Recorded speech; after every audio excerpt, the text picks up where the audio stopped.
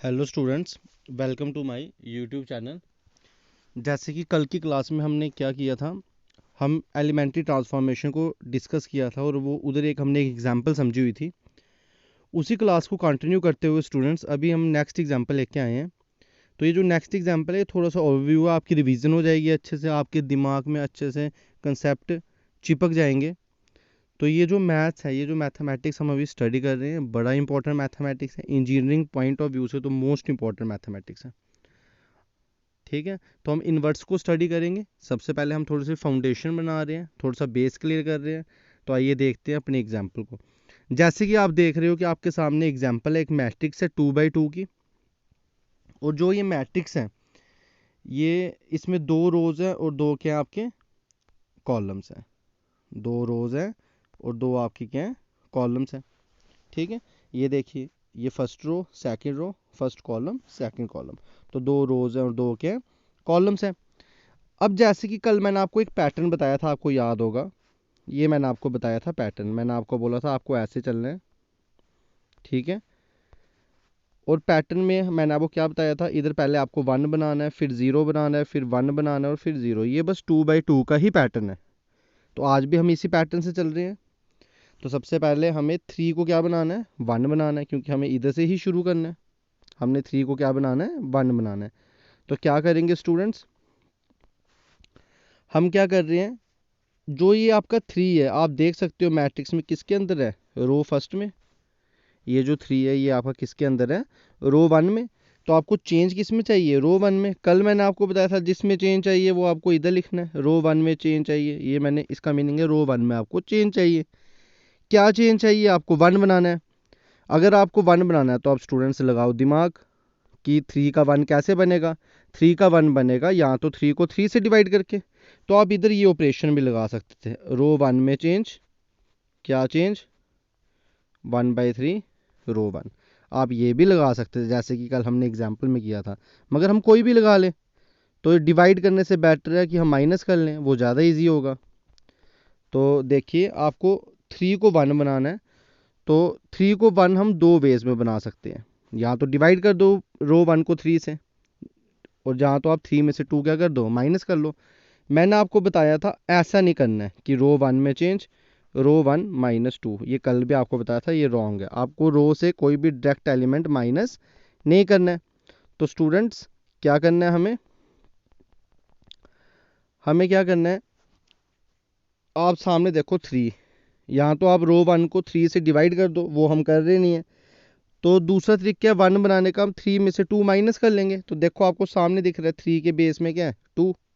Second base मतलब second row में क्या है, 2। सिंपल सी बात है, 3 - 2 चाहिए। तो मैंने क्या लिखा, रो 1 में चेंज, क्या चेंज, रो 1 माइनस रो 2। रो 1 का एलिमेंट क्या है जिसकी हम बात कर रहे हैं, 3।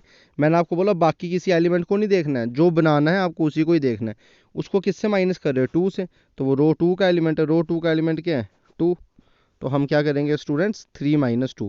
तो 3 - 2 करने के लिए क्या चाहिए आपको, रो 1 में चेंज, क्या चेंज, रो 1 माइनस रो 2। तो 3 रो 1 में चेंज चाहिए ना आपको, रो 2 तो सेम। तो रो 2 आपको एज इट इज़ लिख देनी है, 2 और 1। ठीक है, और रो 1 में क्या किया, 3 - 2 1, 6 - 1 5। आपको चेंज तो पूरी रो में ही लानी है, स्पेशली एलिमेंट में नहीं लानी है, मगर देखना एलिमेंट को है, चेंज पूरी रो में लानी है। ठीक है, तो ये पहला स्टेप हो गया। तो जो हमारा पैटर्न था, उस पैटर्न के हिसाब से हमने 1 अचीव कर लिया। अब हमें क्या बनाना है, 0। अब इधर क्या बनाना है आपको, 0। तो देखते हैं हमारे पास क्या एलिमेंट है, हमारे पास तो 2 है। अब मैं 2 का 0 कैसे बनाऊंगा, अब मैं 2 का 0 कैसे बनाऊंगा, 2 में से 2 माइनस करके। तो सामने देखो ऊपर वाली रो में 1 है, तो मेरे को चेंज किस में चाहिए, अभी रो 2 में, क्योंकि आपको रो 2 का एलिमेंट क्या बनाना है, 0।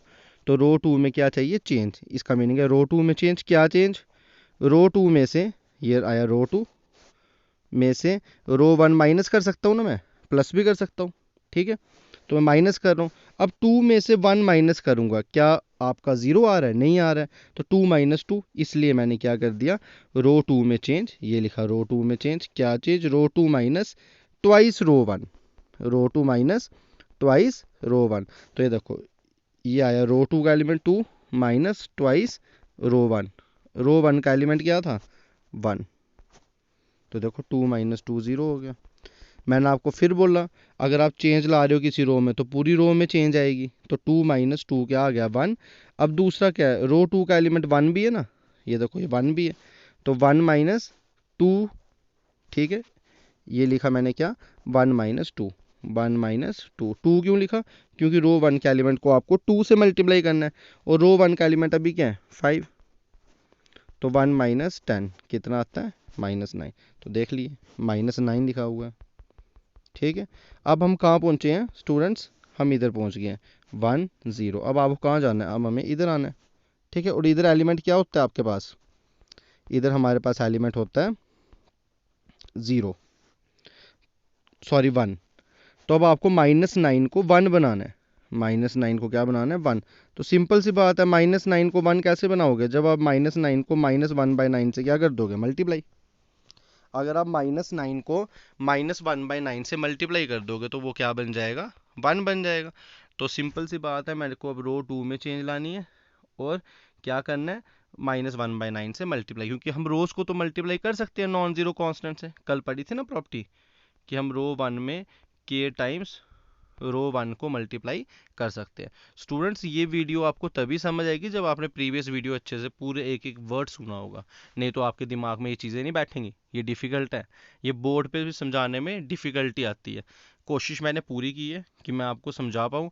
अब आगे अगर आप ध्यान से सुनोगे तो आपको पक्का समझ आ जाएगा। तो हम कहाँ पहुँच गए 1 0 1, ठीक है। अब आपको कहाँ जाना है लास्ट एलिमेंट पे, लास्ट एलिमेंट में क्या होता है अगेन 0, और हमारे पास क्या आ गया है 1। अब 1 इधर है सेकंड रो में, हमें बनाना किसको है 0 5 को। तो 5 में से कैसे 5 0 कैसे बनेगा 5 माइनस 5, मगर हमारे पास अवेलेबल क्या है 1 है ना, हमारे पास अवेलेबल रो 2 में 1। तो मैं क्या करूँगा 5 माइनस 5 इंटू 1। तो ये जो 5 है, ये फर्स्ट वाला 5 ये किसका एलिमेंट है रो 1 का, तो लिखा रो 1। चेंज चाहिए, क्या चेंज चाहिए, क्या चेंज चाहिए 5 माइनस 5 इंटू 1, तो वही लिखा ना मैंने आपको रो 1 में क्या चाहिए चेंज चाहिए, क्या चेंज चाहिए रो 1 का एलिमेंट है 5, 5 माइनस 5 इंटू 1, 1 किसका एलिमेंट है रो 2 का, देख लीजिए।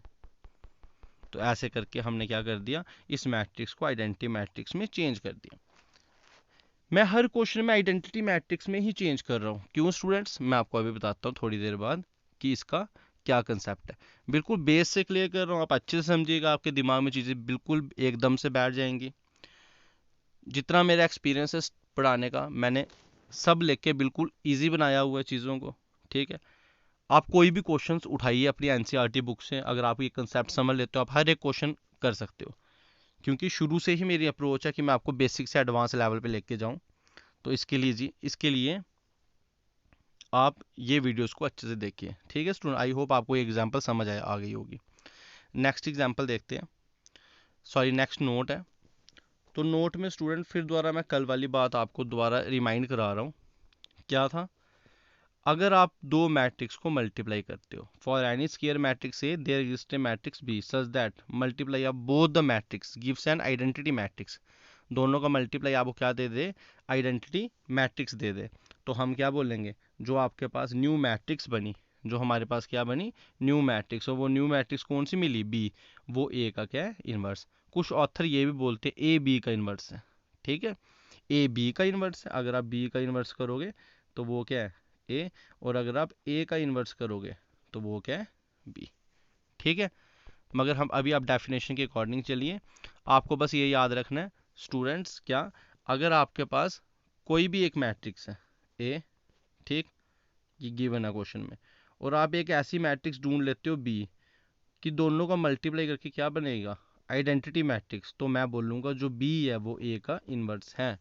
ध्यान से सुनना, अगर आपके पास कोई भी एक मैट्रिक्स है ए और आप एक बी मैट्रिक्स ढूंढ लेते हो तो बी ए का क्या है इनवर्स है। एक और एग्जांपल लेता हूँ, जैसे मेरे पास कोई मैट्रिक्स है एक्स, उसके लिए मैंने मैट्रिक्स ढूंढ ली टी, ठीक है, सच दैट उन दोनों का मल्टीप्लाई क्या आ रहा है आई, तो मैं बोलूँगा जो टी है वो एक्स का क्या है इनवर्स, मतलब कि एक्स का इनवर्स क्या है आपका टी, ये कंसेप्ट है, ठीक है। तो ये अभी मैं आगे अप्लाई करूँगा। आई होप आपको ये नोट कल भी मैंने आपको पढ़ाया था, आपको ये समझ आ गया होगा, ठीक है। नेक्स्ट चलते हैं, देखिए, अब ये क्वेश्चन उठाया मैंने। क्वेश्चन यही है जो पेपर में आते हैं, जो बड़े इंपॉर्टेंट है, स्टूडेंट्स को बड़े डिफिकल्ट लगते हैं। अगर आपने ये वीडियोस मेरी अच्छे से सुनी होंगी तो आई होप आप ये क्वेश्चन एक ही समझोगे, बाकी आप सारे खुद कर लोगे। तो क्वेश्चन पढ़िए, यूजिंग एलिमेंट्री ट्रांसफॉर्मेशन। आपको एलिमेंट्री ट्रांसफॉर्मेशन क्या करनी है, यूज़ करनी है, और आपको इन्वर्स फाइंड करना है। ठीक है, कंसेप्ट क्या लगाऊंगा मैं, वही a into B is equal to I, क्योंकि डेफिनेशन ही ये है। मैं कंसेप्ट लगाऊंगा, एक मैट्रिक्स है ए जो क्वेश्चन में दी है, मैं मैट्रिक्स बी फाइंड करूंगा अपने से, सच दैट इनका प्रोडक्ट क्या आ रहा है, आइडेंटिटी। तो मैं बोलूंगा बी ए का क्या है, इन्वर्स है। तो देखिए क्या करना है आपको, ये क्वेश्चन बिल्कुल ध्यान से समझना है। ठीक, ए मैट्रिक्स है, बिल्कुल है। हमें पता है कोई भी मैट्रिक्स हो, अगर आप उसको आइडेंटिटी मैट्रिक्स से क्या करते हो, मल्टीप्लाई, तो वो मैट्रिक्स वापस से सेम आ जाती है। ठीक, ये फर्स्ट स्टेप है इसका। इसका क्या है, ये फर्स्ट स्टेप, हमें ये लेके चलना है। तो लिखेंगे as we know that a into I is equal to ए।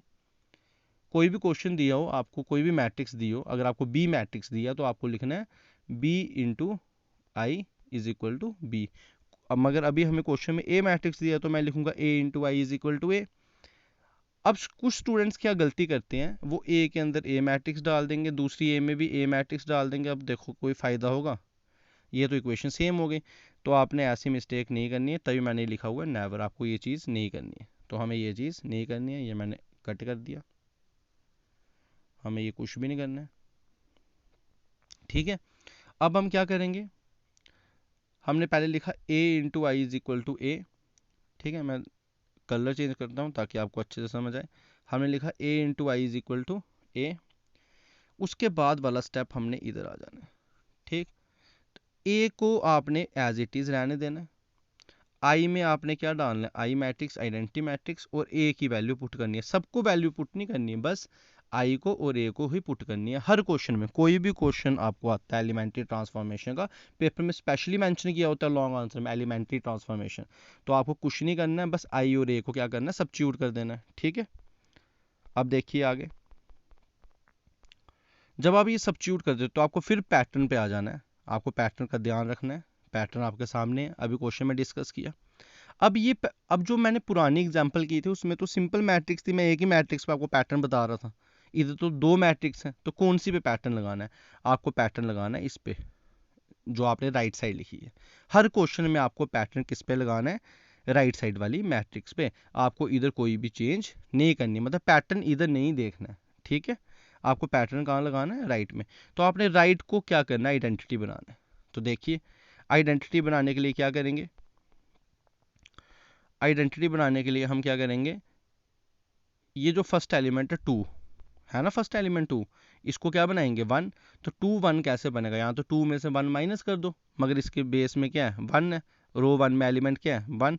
तो हम क्या करेंगे, रो 1 में चेंज, ये रो 1 में चेंज लिखा हुआ है ना, रो 1 माइनस रो 2, तो वही लिखा। अब देखो रो 1 में चेंज है ना स्टूडेंट्स, तो पहले समझना ध्यान से मैं क्या कर रहा हूँ, रो 1 में चेंज है, तो आपको जो चेंज लानी है दोनों मैट्रिक्स में लानी है, मगर मैट्रिक्स जो आपको देखनी है वो आपको राइट साइड देखनी है। आपको चेंज लानी है वो दोनों मैट्रिक्स में लानी है, मगर जो आपको मैट्रिक्स देखनी है वो आपको बस राइट साइड वाली ही देखनी है। आपको समझ आ रहा है, आपको जो चेंज लानी है वो आपको दोनों मैट्रिक्स में लानी है, मगर जो आपको मैट्रिक्स देखनी है वो आपको कौन सी देखनी है, राइट हैंड साइड वाली ही देखनी है। ठीक है, तो देखिए,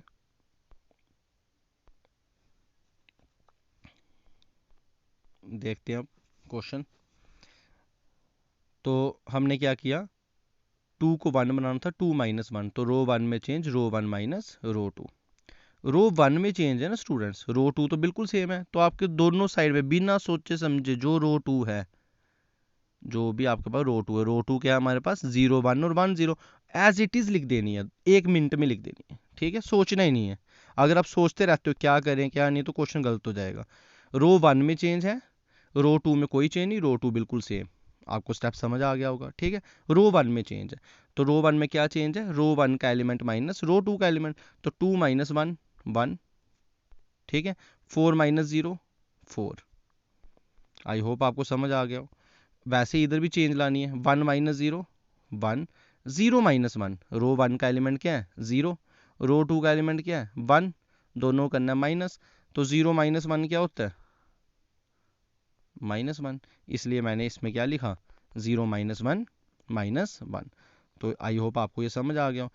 अब हम पैटर्न इस पे अप्लाई कर रहे हैं, और इस पे जब पैटर्न अप्लाई किया ये 1 बन गया, ठीक है, फर्स्ट एलिमेंट क्या बन गया आपका 1। अब इसको क्या बनाना है 0, अब आपने इसको क्या बनाना है 0।